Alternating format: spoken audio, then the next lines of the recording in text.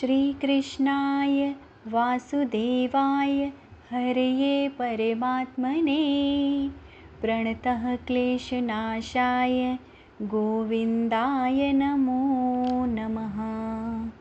जय श्री कृष्ण। आप सभी का मेरे YouTube चैनल में स्वागत है। आज मैं आप सभी को कार्तिक कृष्ण रमा एकादशी की कथा सुनाने वाली हूँ, जो इस प्रकार है।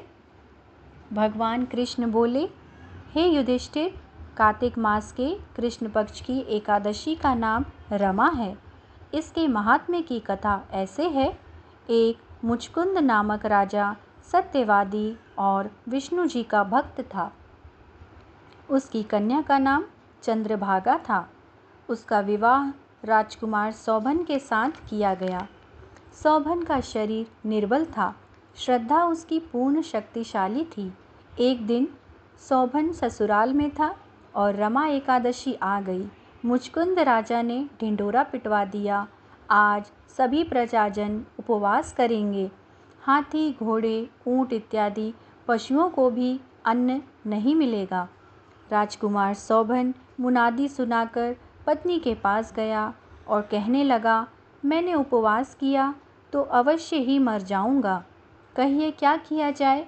पत्नी बोली, यदि उपवास की शक्ति नहीं हो तो यहाँ से किसी दूसरे स्थान में चले जाइए।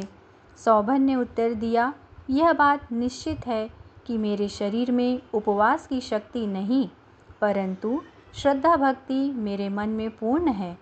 वह शिक्षा दे रही है, चाहे शरीर छूट जाए, व्रत को न तोड़ूंगा। अतः उसने रमा एकादशी का व्रत किया, भूखा प्यासा दिन को व्यतीत किया। कष्ट पाकर रात्रि को भी जागरण कर निकाल दिया। प्रातः होने से प्रथम प्राण त्याग दिए। व्रत के प्रभाव से उसे इंद्राचल पर्वत पर रत्न जटित उत्तम नगर प्राप्त हुआ। यहाँ इंद्र के समान आनंद लेने लगा। गंधर्व और अप्सरा उसकी स्तुति किया करते थे। एक समय मुचकुंद नगर का रहने वाला एक ब्राह्मण सोम शर्मा नाम का तीर्थ करने को घर से निकला। घूमता घूमता उसी नगर में पहुंचा जहां राजा मुचकुंद का दामाद स्वर्ग भोग रहा था। उससे जाकर पूछा, किस प्रकार से यह उत्तम नगर आपको प्राप्त हुआ है? कौन से पुण्य का फल प्रकट हुआ है? सौभन ने उत्तर दिया, यह सब प्रभाव रमा एकादशी का है। मेरे जन्मों के अनंत पाप नष्ट हो गए और यह अनुपम नगर प्राप्त हुआ है। परंतु यह नगर अध्रुव है। ध्रुव बनाने की शक्ति में एक मेरी पत्नी में ही है, अतः उसे शुभ संदेश अवश्य दीजिएगा।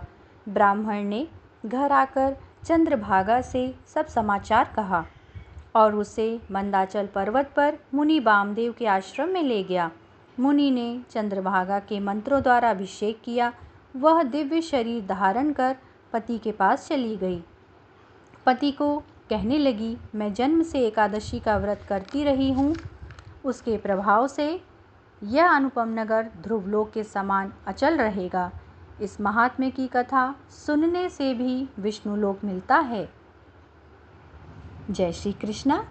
आप आगे भी ऐसी ही रुचिकर कथाएं सुनने के लिए मेरे चैनल को सब्सक्राइब कीजिएगा। वीडियो को लाइक और शेयर भी कीजिए।